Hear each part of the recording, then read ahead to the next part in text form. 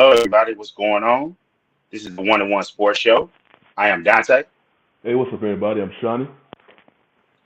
and know we was out last week, but we got an action packed show for you. Got plenty of things. Appreciate everybody for coming out. Make sure to share this with somebody. Go ahead and like this channel. A lot of good information on this channel all week. We do sports on Wednesdays with good topics all week. Like we did have a pop up, and I showed up on Monday. The black man came up here and he was talking about should black people celebrate the 4th of July. Had a good interesting discussion with that. It was a pop up show, so should always be here. Got a lot of stuff going on, but as far as on the sports world and the thumbnail, you'll see. Man, we got what we talked about, and we had just looked like we had just said it. It's like, man, it's getting kind of talking about it a lot, and it's drawing out. Well, Damian Lillard finally requested a trade. He's been dropping hints, and he wants to go to Miami. And the first thing I'll say is it's a little different than the Bradley Beal situation because he does not have a no trade clause. That takes all the teeth of what you can do out of it, and it's going to be interesting to see how it goes because I've already seen fans. They were saluting Dame. It was like, hey, giving him his flowers. People at Portland Trailblazers fans, and I thought that was nice because a lot of times when guys leave, they treat him inhumanely. They just talk crap about him. So it was good to see that for right now. Now how that goes ends up, we'll see. I I know, like you mentioned, that Dame has he doesn't have a no trade clause like Beal does, and so that means basically I think this took as long as it did because originally both sides didn't want to look like the bad guy, Dame nor Portland. Um, Yeah. and then they finally, basically what's that? Right before, hey, what's up, Jay? Right before, um, was it right before free agency? Yeah, right before free agency, they Dame came, the news came out about Dame wanting to, he requesting a trade. And even though I believe Dame is requesting or he's more pointing towards Miami, I believe Hmm. Philly has the better trade package. And if you Portland, you be like, I mean, you still sending him to a contender, Yeah. but you gotta do what's best for you as an organization, So, yeah, we could send you to Portland, but Philly can offer us a better package. Because I believe it will include Tyrese Maxey, and basically you basically be looking at a package of Maxey versus Hero. I would go with Maxey. Yeah. As the prime players from those two respective teams, and then of course other players to go with them. So Philly presents the better package. Now if they 100%. agree to go with Miami, that means they really trying to do what's best for Dame. But yeah, if you're an organization, you already drafted up your young, what's that, number 3 overall pick in Scoot Henderson. So you're gonna build around him. Go ahead and get you some more pieces, man. Bring in some. I guess you could call Maxi a vet, even though he damn it probably no that not that much older than Scoot. So Yeah, he's what they call the young vet because once you get to that point where you get ready to get that extension, you've been in the league a couple of years, you kind of got it together.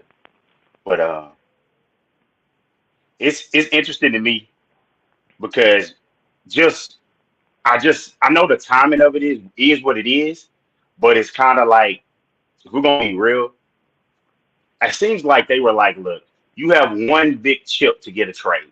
You got one big chip, and you were going to be able to add one piece, well, two, because if you would have had Anthony Simons, you would have been moving him. But he's a lot of salary, but it's something that maybe a team could have talked themselves into. So you had like two chips, one really good to get a chance to get Scoot Henderson or Brandon Miller, and then being Scoot Henderson, who some think, hey, that's definitely the best guy in the class. So you had that opportunity, and basically nothing must have materialized because so many trades happened, and I kind of knew that Dame was going to go ahead and not be going to be need to be traded once that trade didn't happen draft day weekend. I mean draft day. If it didn't happen then, it's just like that's the time when the pick is the most valuable.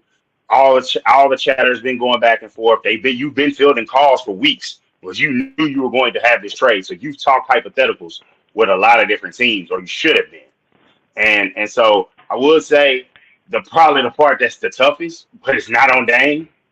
I mean, Jeremy Grant does not get that bag. He does not get that bag that he just got.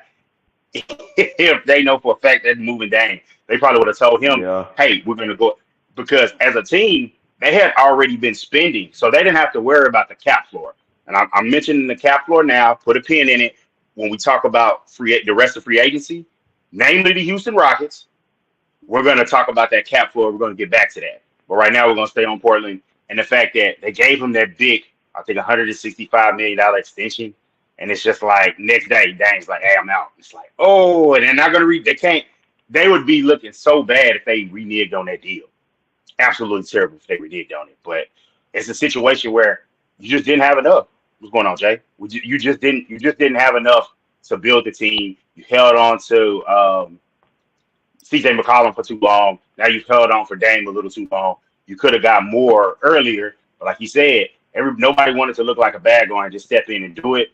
As a GM, I'm assuming you don't want to get killed because it's Portland. That's the only game in town. So you don't want to just get killed every day. And I don't know how the situation with the Paul Allen situation complicates it. They're trying to move the team, sell the team. So I got to believe that has something to do with it. So it's a tough situation. And now you got to look at Philly's offer. Philly's bluffing, saying that they're not going to trade Maxey, and it's just like, nah, I'm not buying it. And I'm not buying you not trading Maxey. Like, you can't have it all. No. He still gets to play with Embiid, and you still get to have Embiid and Lillard, guys at the guy that thrives well under pressure, hits big shots under pressure. So you got those two together, and he's been hurt the last few years, but normally he's a guy that's going to play games. So I think that Mitch will be really well. You don't have to deal with him being out west, which is what you really don't want. And then it I think just like the KD trade kind of stagnated everything last summer. Once the Dame trade happens, then I think you see Harden traded within minutes, because you've already discussed the deals. He's basically going to the Clippers and nowhere else. I'm get to this comment Trey made, because he doesn't believe that Dame will make Miami a contender. Well, let me make sure I get it right. Why not? Yeah. Let me see. He doesn't make basically a championship team. I personally, well, of course it's going to depend, because of course right now the only Miami I could think of is the Miami that we just saw in the finals, the roster. Now they just lost Gabe Vincent. So you're gonna expect more pieces That's true. that you're gonna lose for Dame, including Tyler Hero. So it depends on how the roster is, but I can imagine, they already got a Hall of Fame coach, so I'm not worried about that piece. He can work what they did, but it's a matter. And Pat Riley, he will put a team together. He did that when they got during the LeBron area, how they had to put people together, and they meshed fairly well. So I believe Miami, and I'm just not really going to think about the role players at the moment.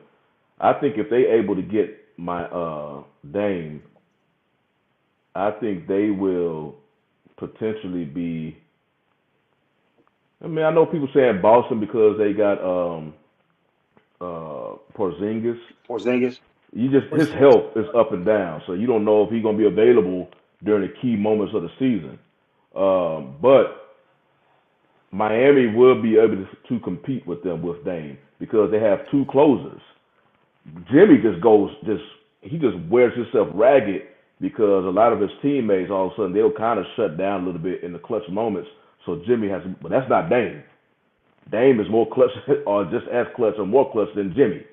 So they'll be able to go, and you're gonna have to pick your poison with the two. And again, you got Bam, who will definitely be roaming, just doing whatever.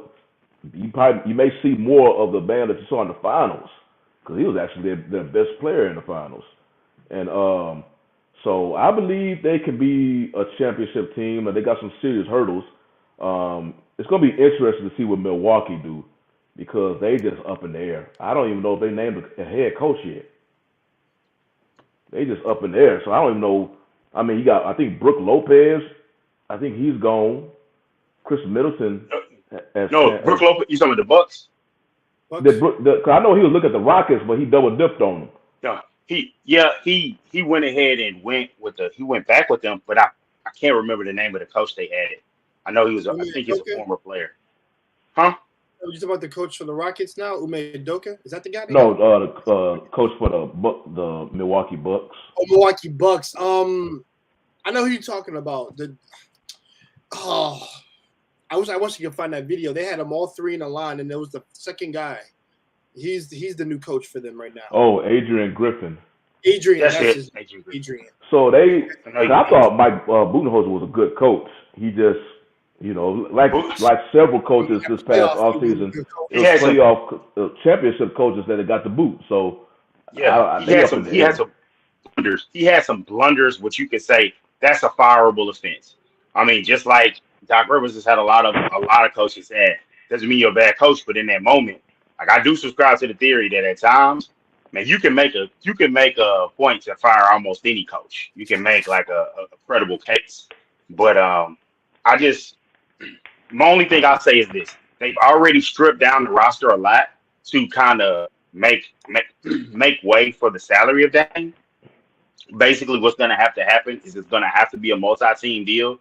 It's going to have to be some back scratching where you get some stuff, and they're going to have to. Basically, Portland's going to have to depend on some far-out picks. And I'll say this: if they own their own picks, you're going to be sorry anyway. So you're going to get a chance, and I hate to be harsh like that to a Portland fan. You're going to be bad anyway. And you're going to have young guys. You go in and you mix in some veterans to teach them. Eventually, you try to move off the Jeremy Grant contract. You try to get a first-round pick with that and just maybe get some because he's a wing that can help some teams that are winning. But on his own, he might not maybe he can help those guys in the locker room like Scoot Henderson and Shane Sharp, who's a young guy that they have. But from the standpoint of we're gonna stand pat. So you're gonna do all this time. You need to tell me you're gonna wait this whole time and Dame's so loyal. We're such a good organization. We this and now we're gonna trade. We're gonna look for the best deal. And as a team, you're gonna trade for a top 75 player, all NBA talent, future Hall of Famer. You're gonna trade for a guy that doesn't want to be there. That sounds like a recipe for success. Philadelphia as bad as Harden has been for them, or not as bad as where it is now, where it's just not working out. That's not going to be a good thing to work out unless you can really coax him and get through back channels and get him to understand. But we talked about it a lot, Jay. And you got the floor, man. Go ahead and speak on it. I know it's your squad. No, What's I your got thoughts? you. Well, yeah, you know how much they pissed me off last year. So all that. But but I want to say this. Thanks for guys to let me back on, guys. I've been out for a whole almost this week too, for like 2 weeks and almost and a half, and just recovering from a car injury on the job.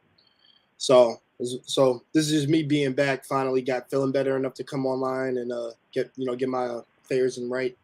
So besides I wanted to join you guys talking about Dame, and this has been the biggest thing that's been going on all freaking week. I swear it's been a crazy week.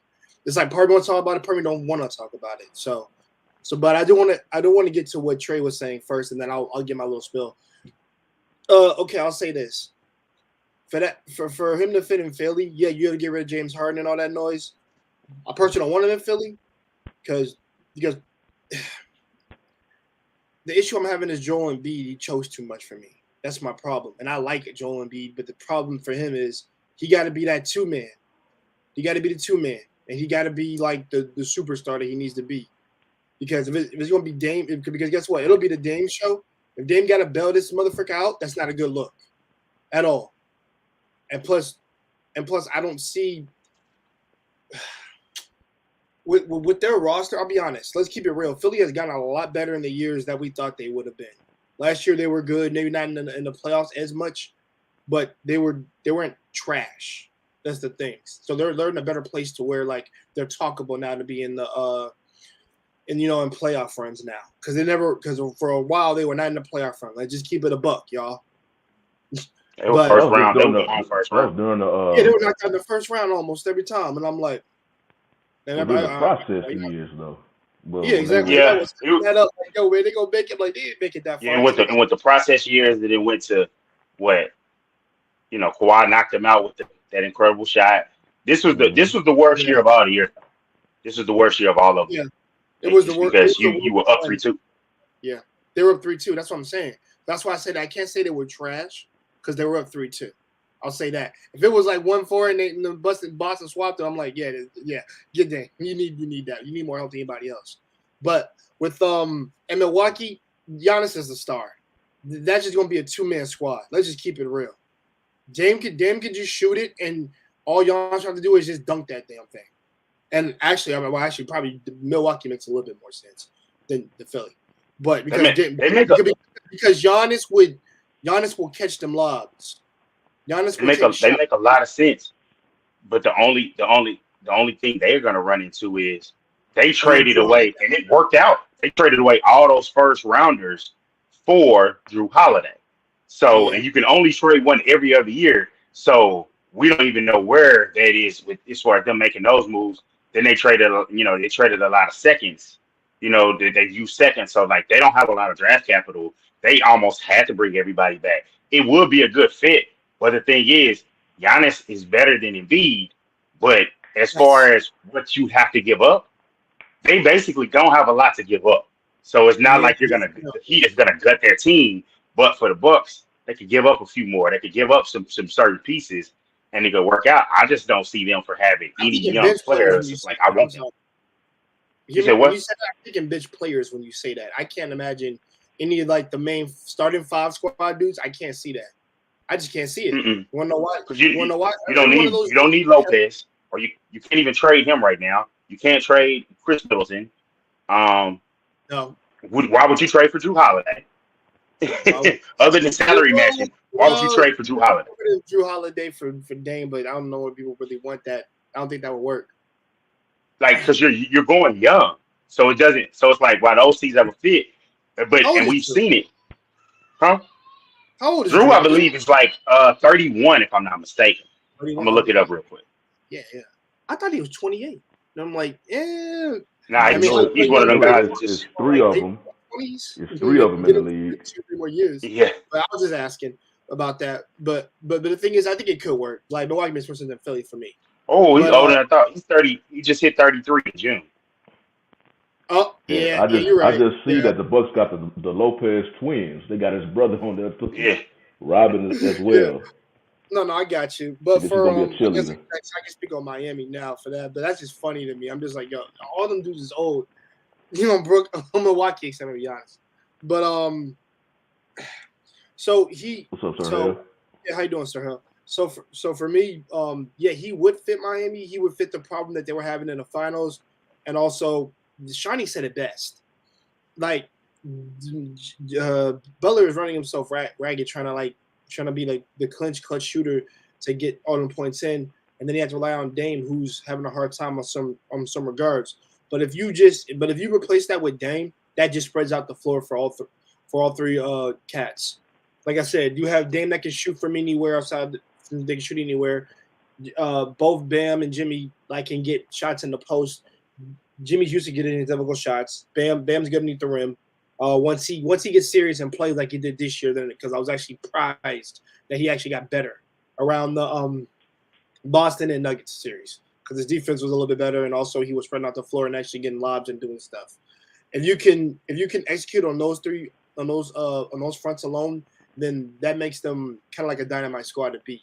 Now, granted, I will say this: one thing I don't mind Max Strus leaving. I mean, he has he's more consistent than freaking Duncan Robinson. Let's just keep it real. I'll give him that.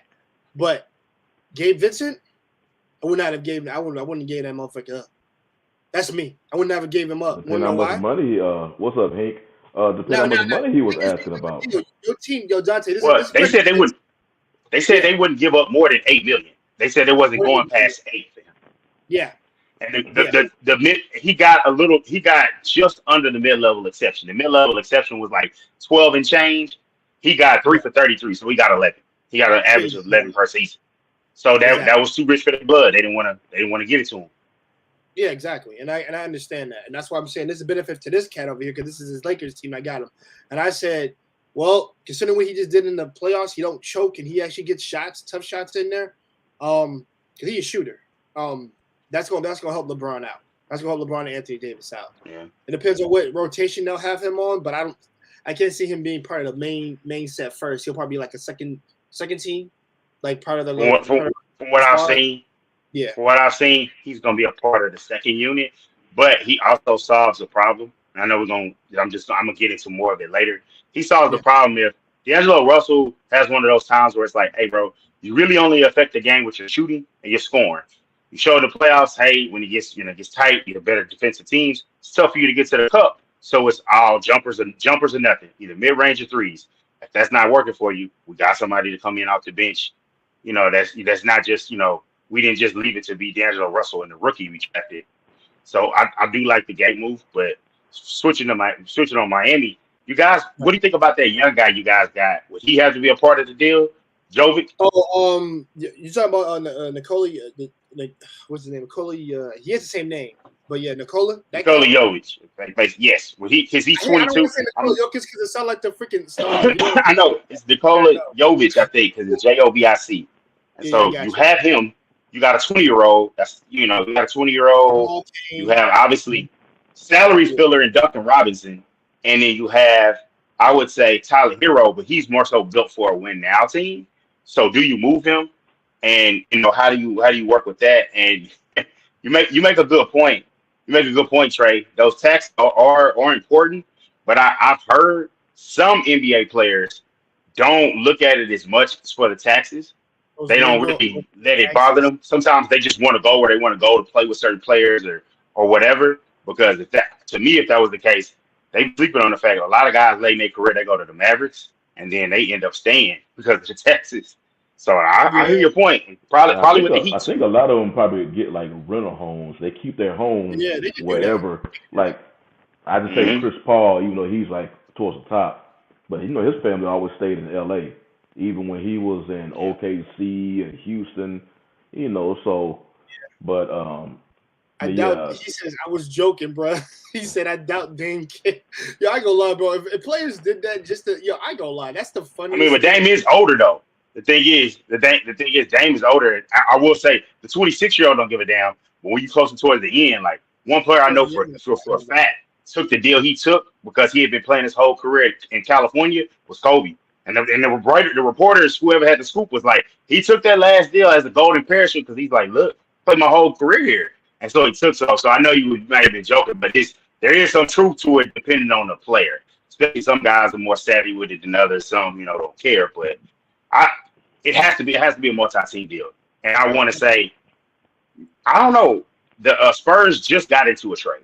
They just entered a trade and helped facilitate the trade, which is weird because it's like they got some picks out of it. But the Mavericks got Grant Williams. It came there right before the show started. Grant Williams goes to the Mavericks. They did get Williams. I know they was talking about it during the weekend. Mm-hmm. Yeah. They didn't get it back. They had talked about it. And what happened is they were like, oh, we want a first-round pick. And it's just like they got multiple seconds. The Mavericks got some seconds. And I think the Spurs got an unprotected 2030 pick, which they're banking on. Hey, they're going to be ascending up. Mavs hopefully are ascending down. They get a good pick to help them out because they draft and develop as good as any team in the league. I say them, the Thunder, a couple others. But as far as what do you think, Jay? So we can wrap up the discussion on the game. When do you think it happens? I think because so it actually was reported that they're busy pursuing Dame right now before they deal with any NBA free agency, particularly because I know they're gonna need to get a team good around these three guys. They really need to. Trey Grant Williams from Boston. Oh yeah, definitely. With Tyler, because I want to answer that point real quick, and then we can get to the next one. I think because remember Tyler's like 22, 23. He's really young. He's not even 25. He's about to be 25, I think. He's 23. 23, yeah, exactly. 23. Yeah, right. I don't know. First of all, I think Blazers are stupid to actually not get him because I think Tyler Hero could actually evolve into his own star over outside of Jimmy and all them other cats because he's a really good shooter. The motherfucker is a quick draw, and remember he got 6th man of the year and all that jazz going for him, and also he did help him in that box. Let's just keep it real. That man could shoot. His shooting's good. He's still stupid for injuring his hand. I'll keep that a buck. But I'm thinking if he goes to because remember they're trying to. I'm hearing talks of like 3-team trade. and also either he goes to the Nets or what was it? Yeah, he'll either go to the Nets, Spurs, or freaking Blazers. But I don't think he'll go to the Blazers. I think Nets would be a good spot with Mikal and all them cats. That'd probably be perfect for him in a sense because he can, like I said, because he can thrive and actually get stuff done over there. Like I said, some players need to be away from other franchises so they can evolve. Now, some evolve and some do not. I think that I think how Pat Riley and the GMs are gonna like work this thing around. They're gonna make sure they're gonna put some. They're gonna keep some of their players. They're gonna probably get rid of one of the young players, not the dude they just signed. They're not getting rid of him. Jacquez, I think is his name, and they're gonna keep him because, like I said, because they want to develop these guys and make sure they're ready. What about Caleb Martin? They're keeping Caleb Martin, bro. They're not trading. Okay. Wow. You need like at least I'll say this for the starting five. He's got to be part of that starting five. He got to be number 4 because I'm still putting Dame, Jimmy, Bam, all them in that category. They got to be the starters. But I don't know who would be 5th, and I wouldn't put Robinson in the 5th personally because he hasn't evolved into his own player yet. And honestly, you pay him too much because he's not worth the pay. Personally, I think Gabe Vincent would have been. That's my idea. But I don't know if you do agree with that. But I do think they need a good 5th guy. And I heard Ben Simmons. Listen, Ben Simmons is trash. Yeah, he's I'm sorry. Basically, there's a reason why he didn't work in Philly with Jimmy Butler. Let's keep it real. And they were stupid to trade him. I'll keep that back to the day I die. He got mentally. All my hope on Ben Simmons. He got mentally ruined. But I'll say this: I think what their game plan is this: why go and focus on these free agents when we can go focus on Dame? And then once we get Dame, let's be real. When we started the offseason, I believe it was the Rockets had the most cap space. That's why they threw it at the play they did. The Spurs had the most cap space. Those are 2 teams that were in the lottery. I think the 1st pick overall and the 4th pick. So, or 5th, but whichever, they were both in the lottery. So you had those 2. The Kings ate up their cap space by re-signing their own guys, so they couldn't really go and make moves outside of that.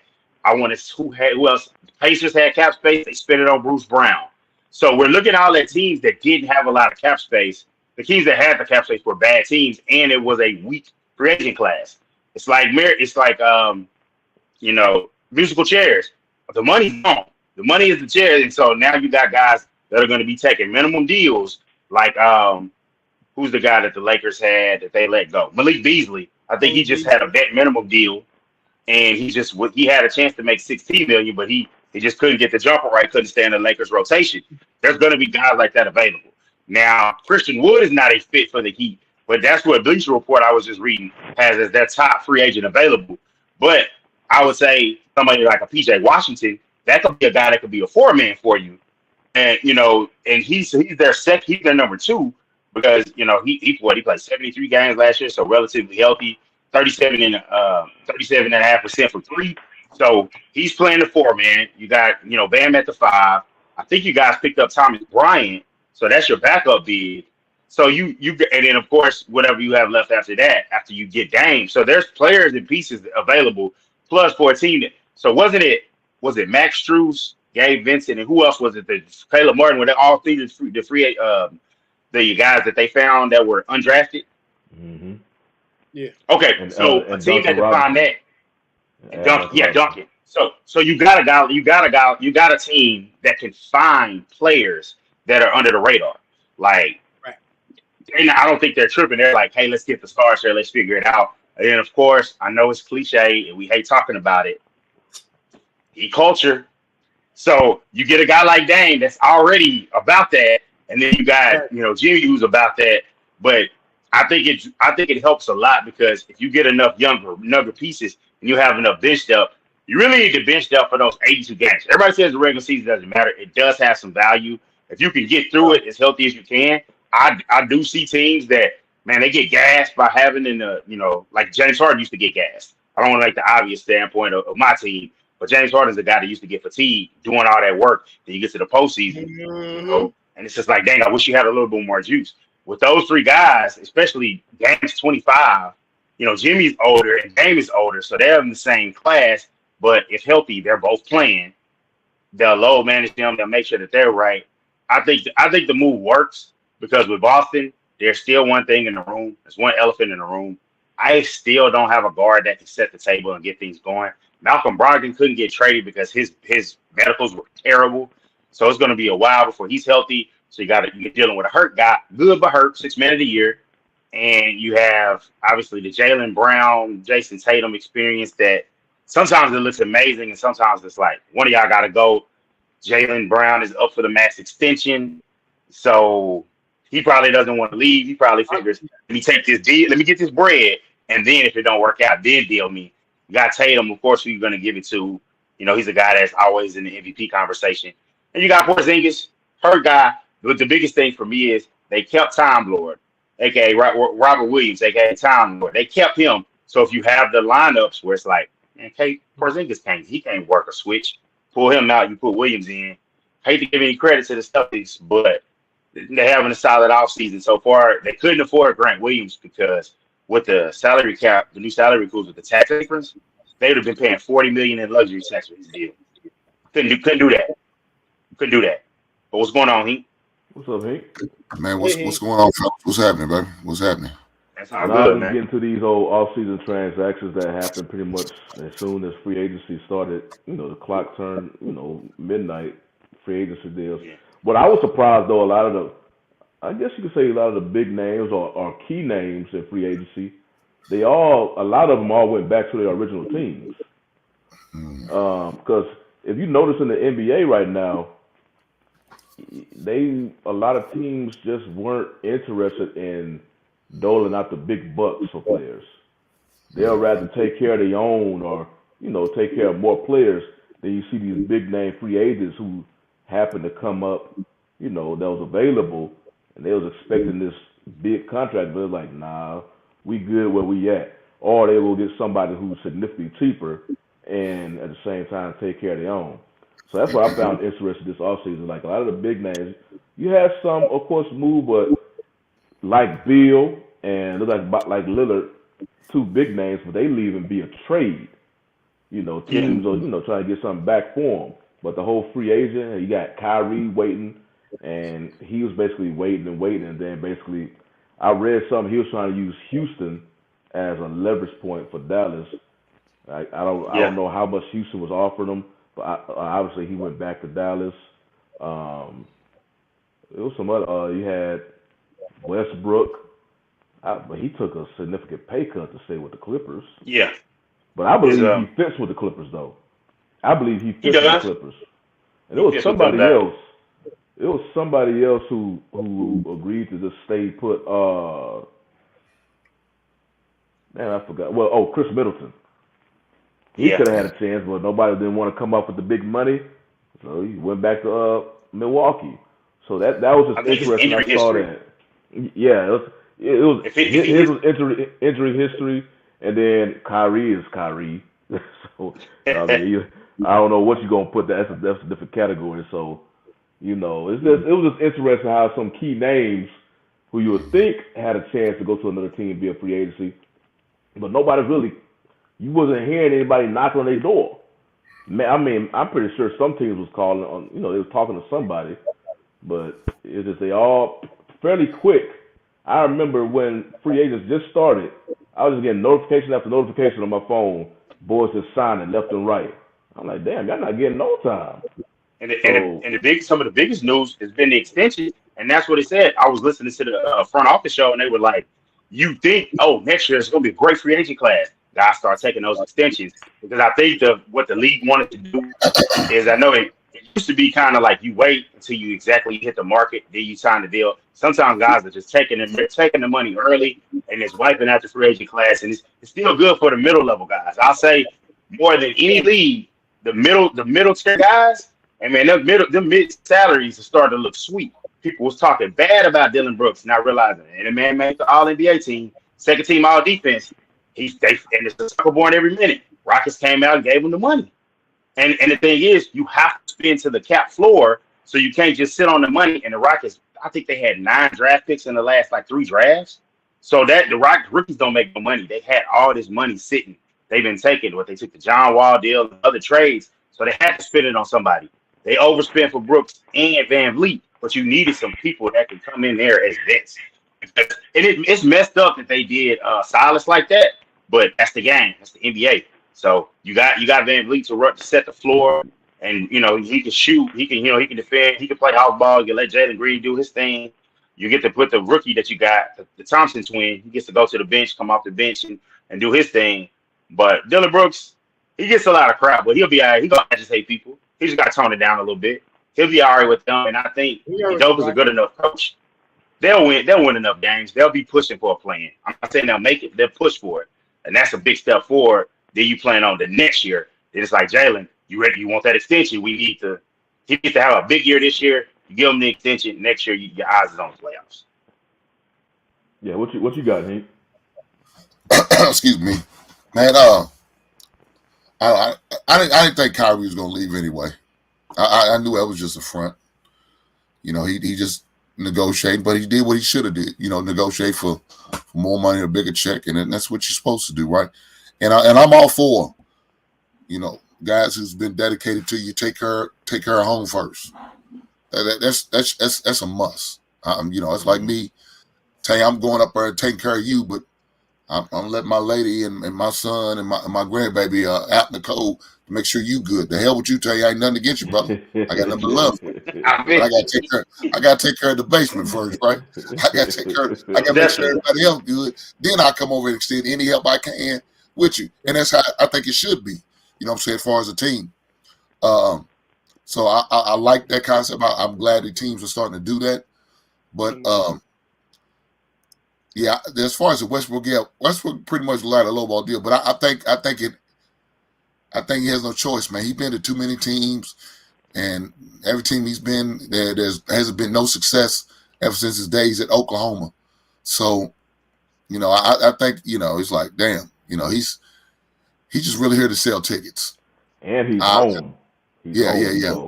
And so, and maybe he did give him a hometown discount, maybe. Mm-hmm. But again, he's really here just to sell tickets to me, because I don't think with Westbrook or Chris Paul, even when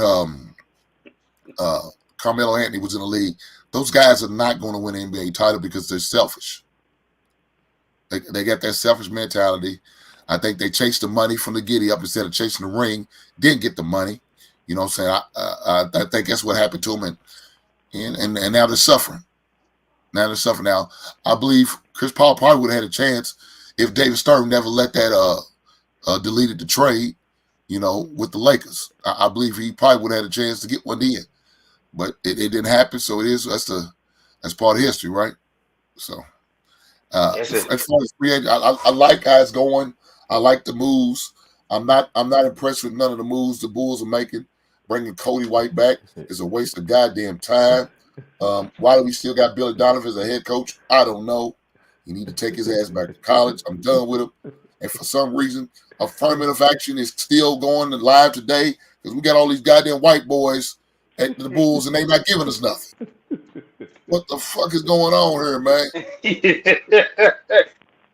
Y'all need to come, man. Y'all need to come off of Caruso, man. I love Caruso.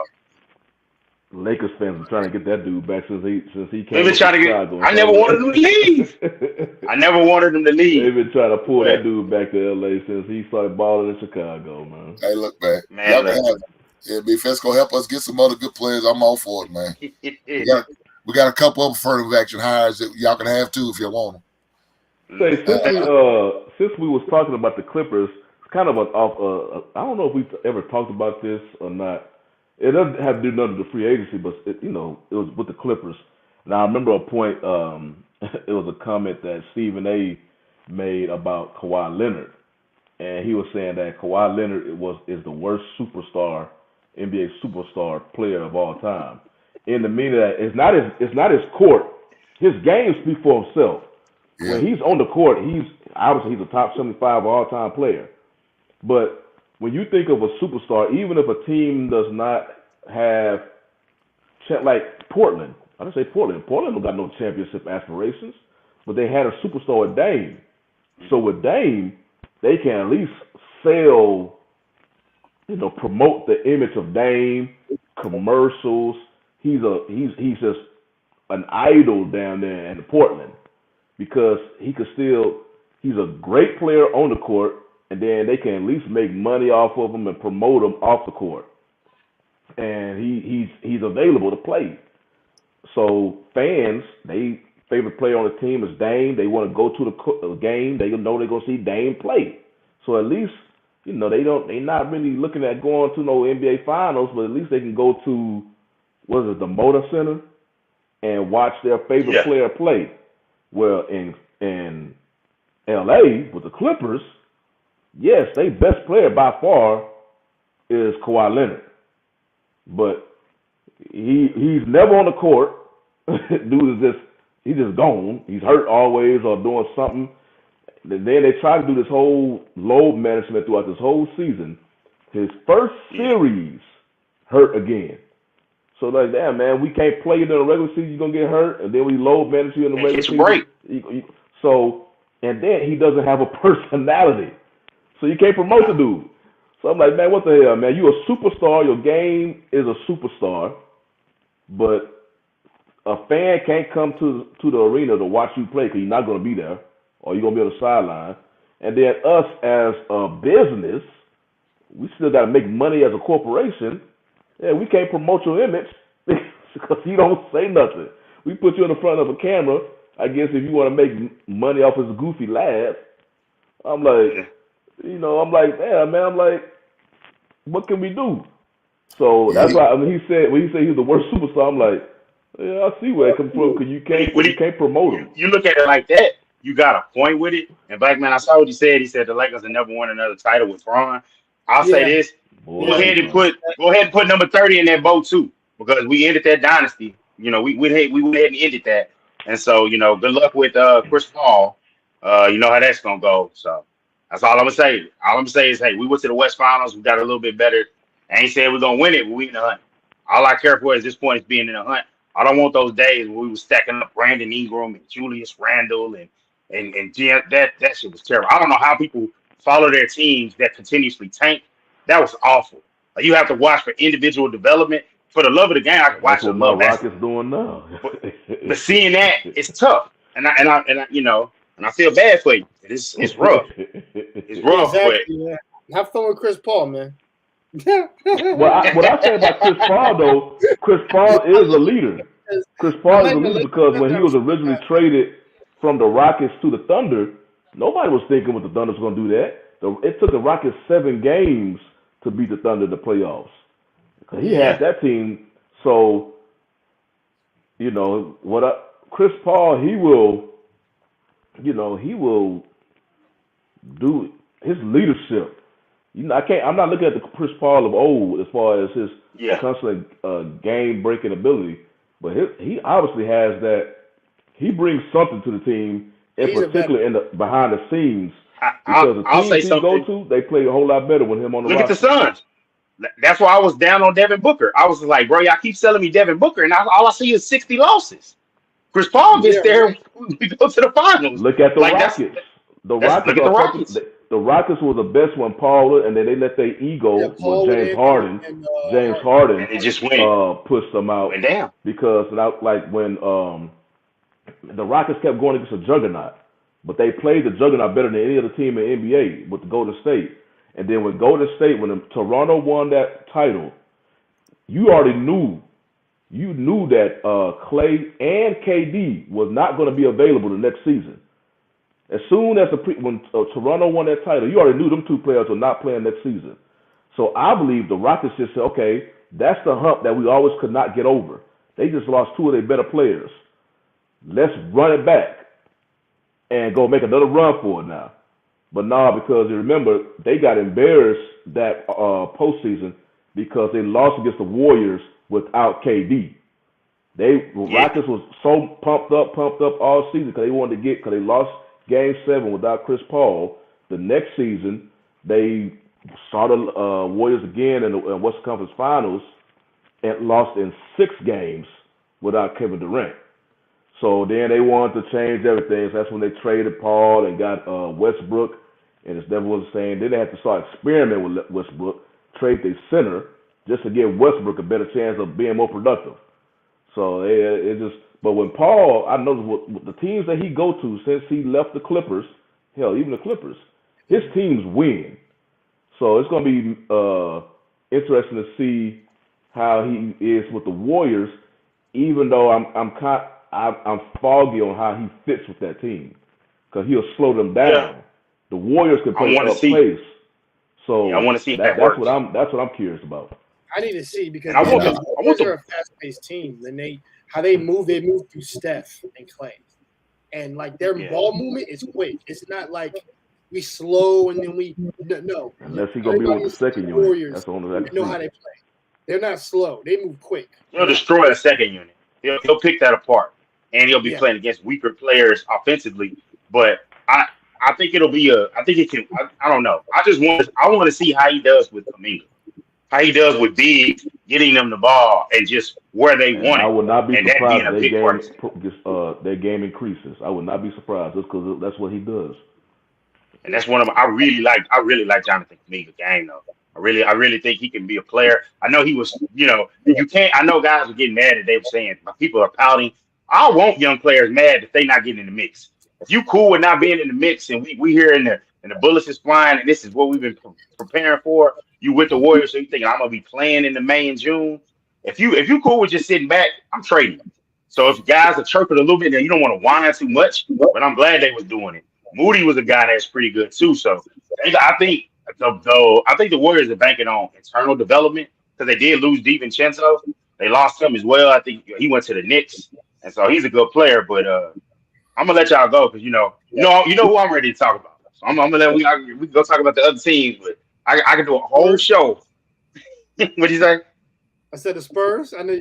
Man, the Spurs. I'll tell you this: Wemby is already having the effect. They said the tickets for the summer game, the game at the summer league, his game he's coming in, sold out already. So it's already the hype is building. The only thing I don't like is I don't like player comps. I like, hey, this is gonna be an all NBA type guy. This is gonna be a perennial MVP candidate. This guy could go to the Hall. I like doing it like that, but saying that on the low end he's gonna be an Anthony Davis, on the high end offensively he's gonna be a KD. But that's a lot of hype. And he's 7'3", 7'3.5". It's time to see it. And so I think all eyes are gonna be on him. I thought he was going because Biggs, even though it's not as physical as the 80s, 90s, and the 2000s, he is going to be a guy that needs to adjust to the game. I'm thinking with his ability and them being a bad team, I think he's going to get about 15 points to 7 a game. And I think if he's healthy, just the way the game is played today, it's fit for him. It's tailor made for him. And I hate that it's with the Spurs. I want them to suffer a little bit more, as much as winning as they've done. Yo, I love this. But He said, you suffer.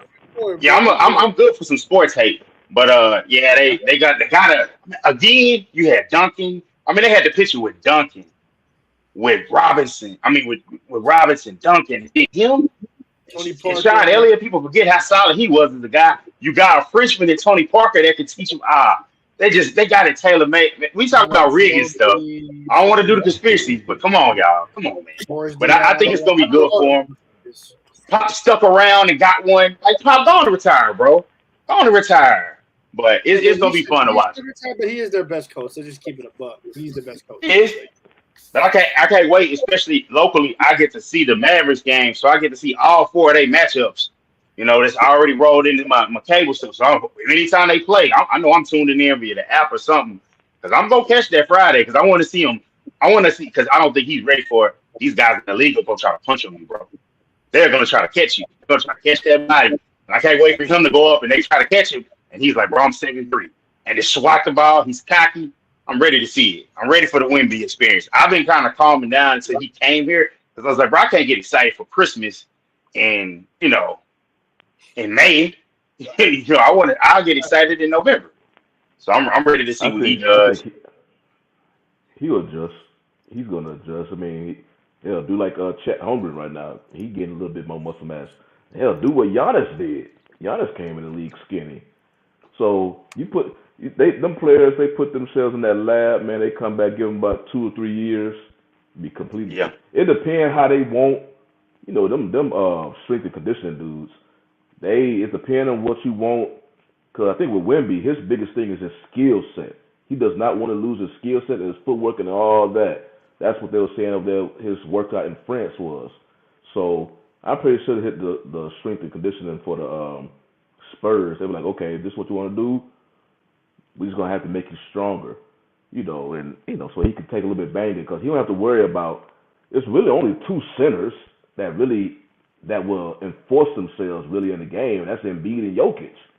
All the other centers just run rim runners, So Yeah, that's he's about always it. I gonna mean, be there's a few smaller. others, but they're not He's always talented gonna like be that. smaller Like than they are. them.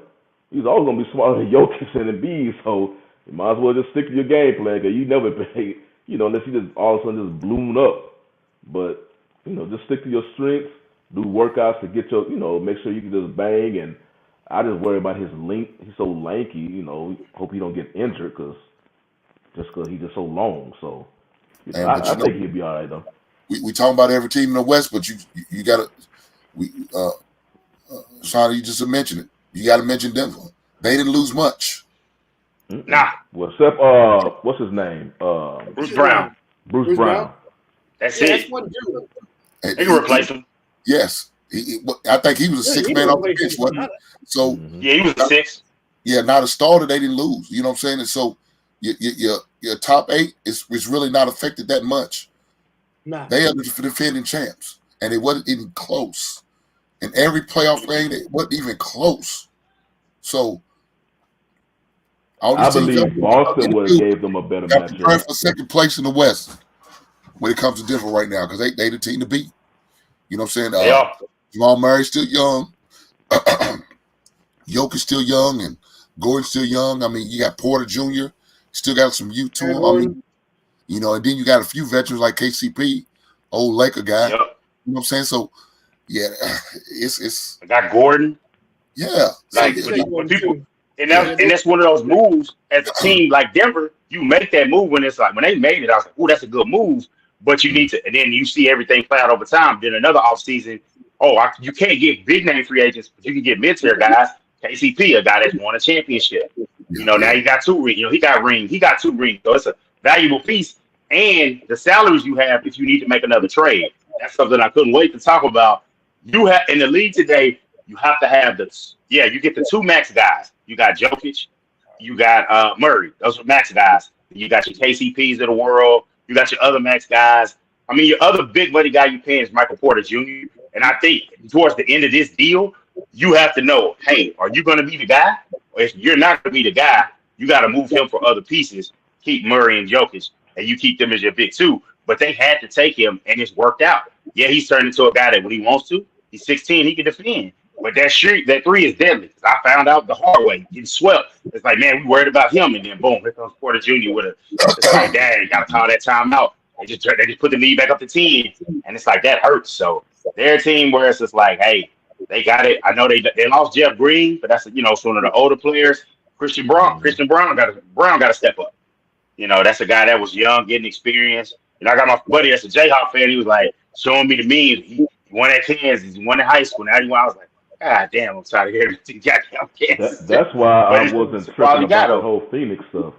The Phoenix, they getting the big news about Bradley Beal. I'm like, okay, but that's only 3 players, and whoever you fill in compared to a complete team.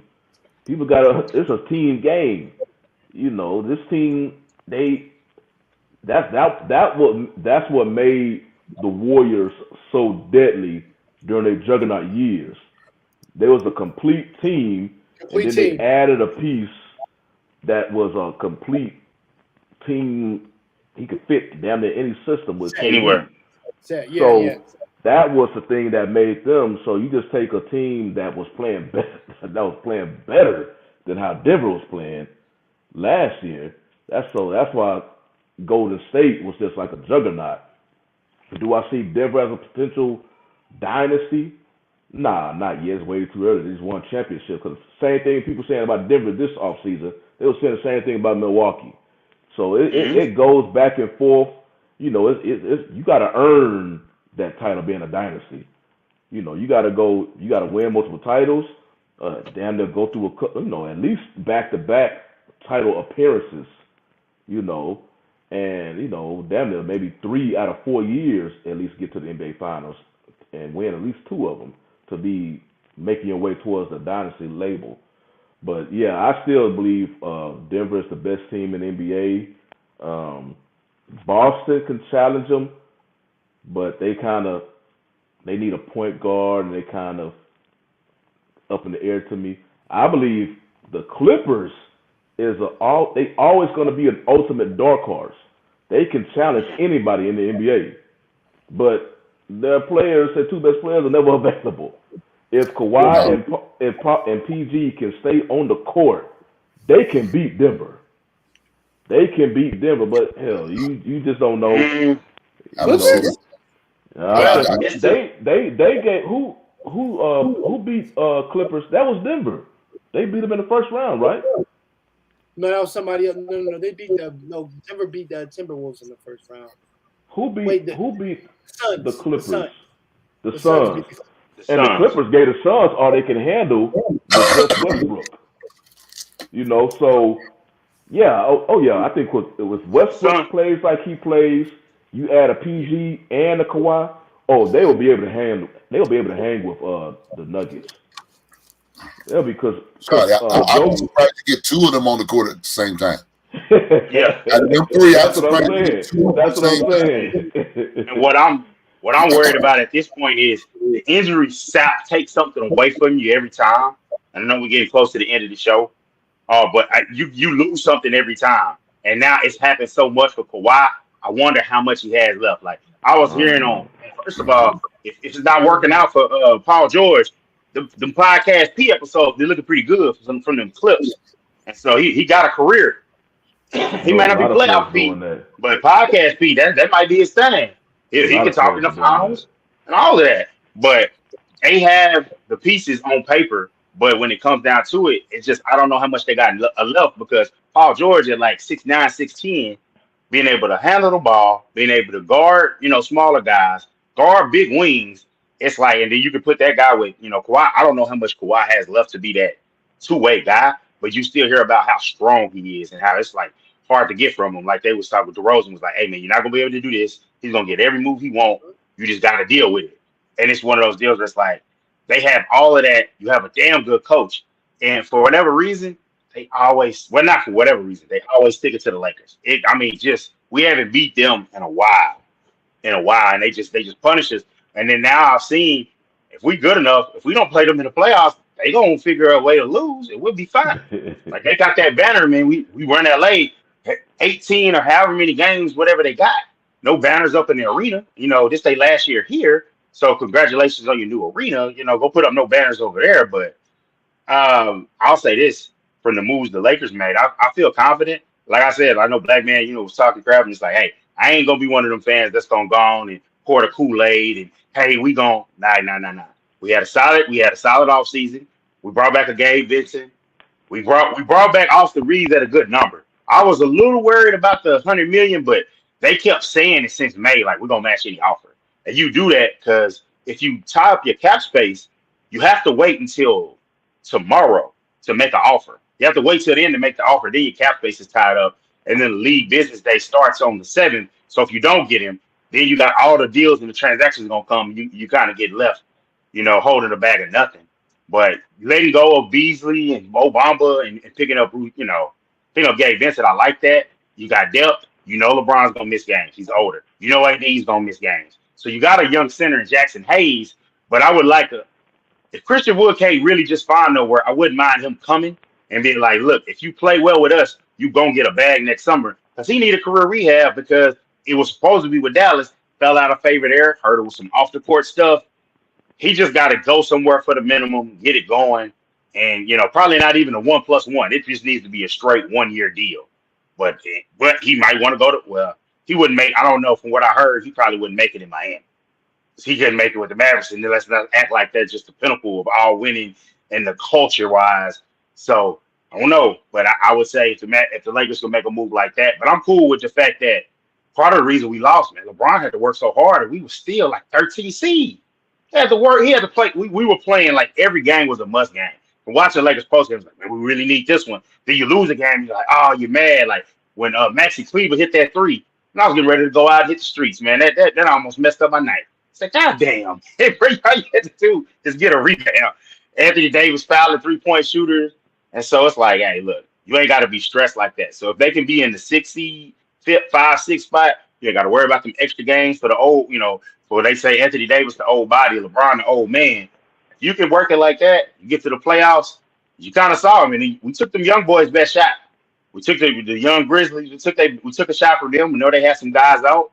It is what it is. It's postseason, no excuses. Took on the defending champ, took care of them, and then out of gas. Got smoked by the Nuggets. And Mike Malone's still talking about it. He's probably still gloating. Michael Malone, he got that chip on his shoulder, so he gonna talk about it until the next season, man. And I don't blame him. I don't blame him because you saw the difference, in the media, how they wanted to keep talking about a team that and his player went off, had a triple-double. They still want to talk about a team that they just beat. So, yeah, as a coach, he's going to fight for his team, and Michael Malone, they're still going to fight for his team. I like it. Me personally, I like it because it shows a coach that's paying attention. They don't always put too much on what other people say, but you can tell Michael Malone has his ear to the street, per se, as far as, damn it, y'all going to give us our credit. Y'all want to ignore us. Y'all don't want to talk about us. That's why half the people in the NBA, the fan base, don't know how great of a player Jokic is because y'all don't talk about him. And I put it on the internet, and I know some people brought up the whole Elijah one and David Robinson thing. When David Robinson won the MVP and Elijah one was pissed off at him, saying, and then when the Rockets played the Spurs in the playoffs, he was looking at Robinson like, that's my trophy. And then went on and completely dominated Robinson in that playoffs. Well, this season kind of remind me because Embiid won the MVP title. I can't say he did; he deserves it. But I can't remember a postseason. Because a lot of people, there's some people out there believe that the MVP trophy should include postseason. And now that you have this other dude who was going for him blow for blow during the regular season, and then you saw seeing Jokic put the postseason numbers he put together. Embiid had 2 flubs. That's why they lost against Boston. Here go Jokic, he balls like he's one of. They already try to put Jokic into the greatest centers of all time conversation. So now people like, man, that's the real MVP. I'm like, Embiid won the title, but you can't. I see what people say that because Jokic just went off so much in the playoffs since game 1 all the way till they won the title. So yeah, you've been beating that, John. So I'll give you your props on that. You've been beating that a lot because I know you dealt with it with Harden, so it's personal to you. Oh, but yeah. I'll say this though, he didn't make the 75. And I don't like and they really need to, they got 25 years to figure, or less than 25 years to figure this out. The original list, because I was a kid when they made it, the NBA 50, they did it like 5 players from each position. They just took the 50 list and then just added some more players for the 75. Yeah. No disrespect, but it's time to weigh some of the guys that have came, even from like the Alex Englishes of the world. That's not even in my generation, but I know that he was a bad man. And I've seen him, and it's just like, hey, that's the guy that's a good list to have been on the 50 or the 75. You need to try to maybe some of those guys, because you're going to tell the story of the NBA with Bill Russell.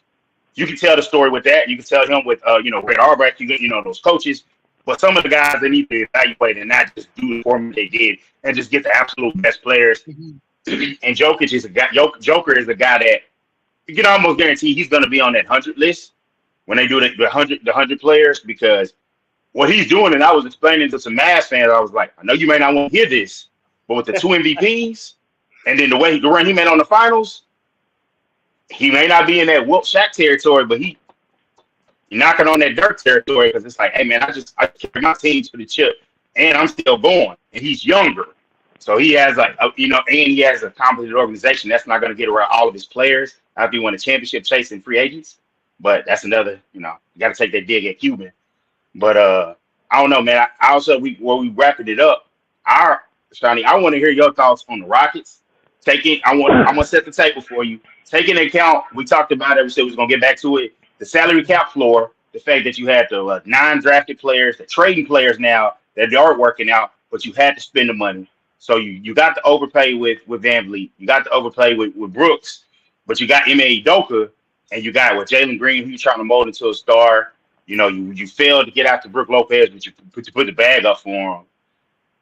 How do you feel about what the Rockets did? I'm liking they moves because it was just such a young team. Now they're trying to get some veteran presence in their locker room. The whole thing, why you kept hearing right when the season was ending, James Harden was looking at the Rockets, but the whole reason why he doubled back and agreed to extension with the Sixers so he could go sign and trade is because I believe there was an interview that Jalen Green had. I forgot on what podcast. Everybody got a podcast now in the NBA. Somebody podcast. I think it was it Playoff P? Podcast P? But he mentioned when they brought up, hey, how would you feel like it's Harden comes back to the Rockets? He was like, it may stunt my growth, basically. So he wasn't 100% on board. And I heard that was Harden didn't really like that. And he's like, I don't want to go to the Rockets then. So he stayed, he tried to go back to Philly. Passive aggressive. But I believe that whole Harden era is gone. I didn't know why people was, especially in the Houston area, was even thinking about entertaining and bringing Harden because getting Harden, they're going to be expecting Harden to do what he did 3 years ago. He can't. He's not. So, and you see and if any franchise know playoff Harden, it's the Rockets. This dude can put up dominant numbers in a regular season and all of a sudden have the most mysterious playoff performances. Like, I still can't remember. I don't know what the hell was wrong with the dude when he played against San Antonio. Yeah. I still don't know what's going on. So, and y'all trying to get this dude to come back? Man. Let him stay. Let him be somebody else's issue. Is the hardcore fans that just love him, the Harden, apologists, and the party scene and the dancers. Those are the only people that were going to benefit. They gonna love him.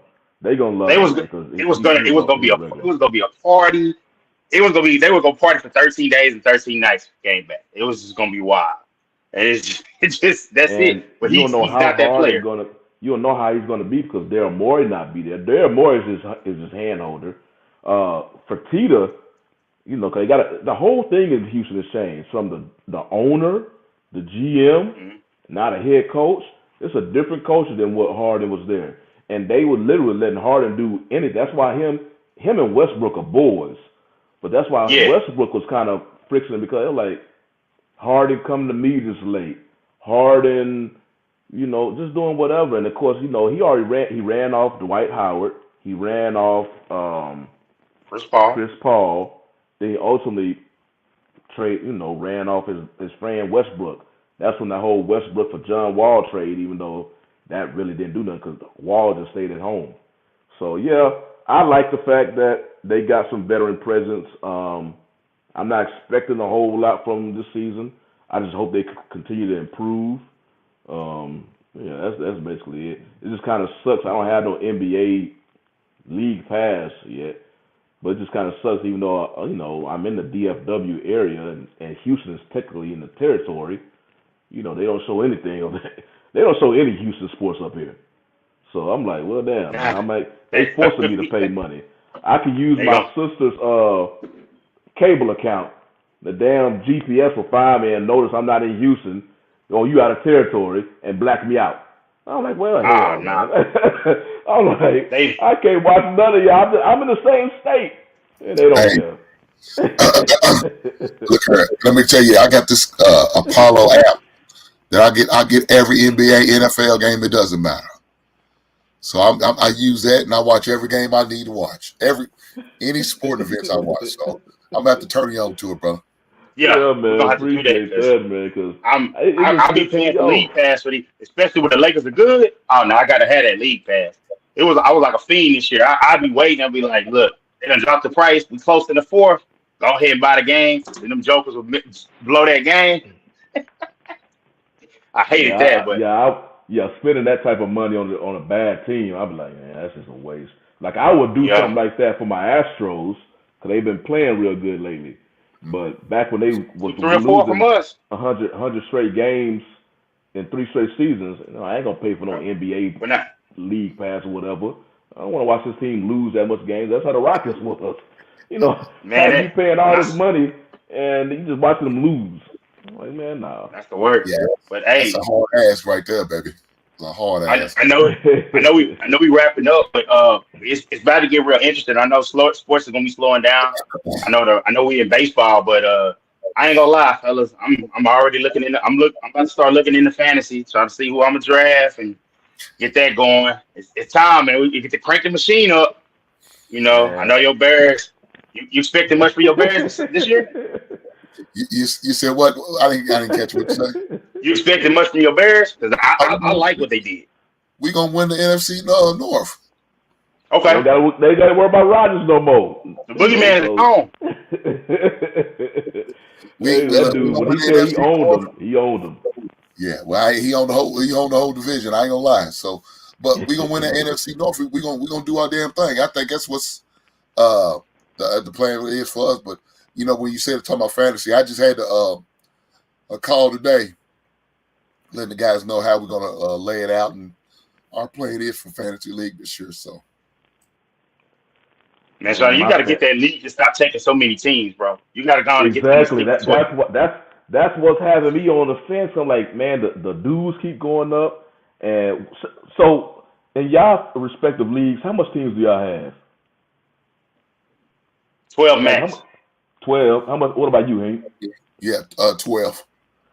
I got one league. I got 14 in. So, and that's the league we in with the high dudes. I'm like, pretty much by the time you get to like the 6th round, you picking up dudes third stringers.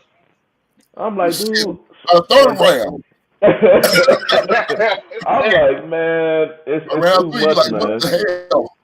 It's too much, man. I mean, I hear a lot of people be playing these 10-team leagues, but 12 teams was what we was always doing. And for the first time, we had 14. And damn, man, everybody, by the time, it's a snake draft.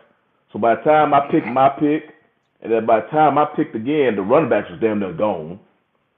I'm over there picking up. You got to pick up the second of the tandems, if available. Yeah.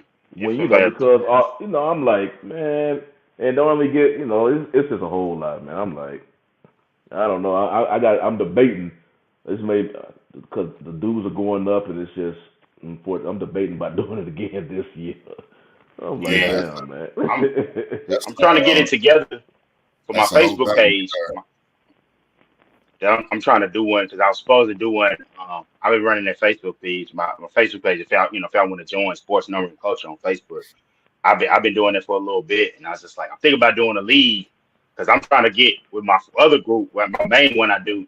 We's like, hey man, we gotta go on and put some skin in the game. I'll put that bread up. We're gonna see who really down. We're gonna put the money up. What you waiting on? You should have been and did that after the second year. After the second year, it should with no free league no more. It's all about money now. Look here, man. It's about money. I got a couple leagues. $300 league, $500 leagues. I don't play around. We play for money. I'm keeping it. I'm keeping it to 3 leagues because I love it. I love fantasy so much. If you ask me last minute, I'll join your league. I'll join your league and draft, and it'd be too much. Like now I got because I ain't gonna lie, I'll run away from the kids. Like I'm gonna run away from the kids during the draft. I'm gonna just leave me the hell alone. I'm gonna get this draft done. But I know they. I'm in probably about 8 leagues, and 2 of them still in person. Oh hell! You call with it, but I know. I was like, no, why are we still doing in-person drafts? They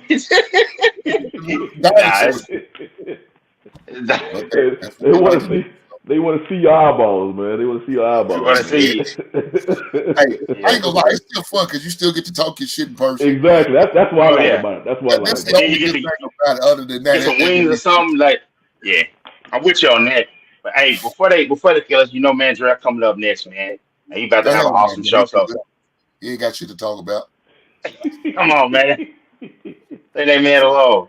I told you, Jay, we I got appreciate 2 you. hours. Black man, get these guys 2 hours. I'm sick of this shit. Keep on that train, man. Hope you guys are. He beating that drum, he. We'll let y'all, because they pushing us out the door on this one. So appreciate y'all for joining us this week. He is always, brother. Jay. I have to see. Well, I may be able to do it next week, but I'll get with you about that, Dante. And Yeah. Congratulations to the Lakers for Dante's Lakers for picking my dude Gabe Vincent. I'm still pissed about that, but at least he got a good player, so that should help him. I appreciate it. Yeah, so that's me showing some love to another brother. So right there. Appreciate that. Get Damon Miami, and let's see how this shit turns out. I'm curious. Let's do it. Yeah. Other than that, y'all, everybody, peace out. Hope y'all enjoyed the show. All right, y'all. Peace. All right, y'all. All right, fellas.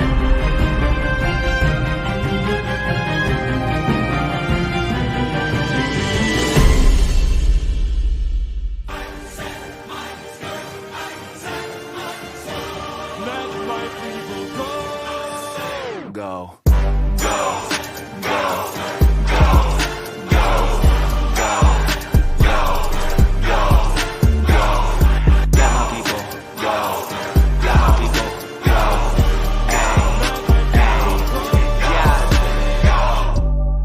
Fire by night and a pillar of vapor by day. Walk through the desert, but when you admire the light, see the villains are paper mache. I'm on the way to the promised land, no contraband. I'm an honest man, I'm coming. Have y'all met me? I'm set free, playing my part like the Red Sea. Man, I'm from heaven, I'm here with my brethren. The volume's 11, now we're getting rowdy.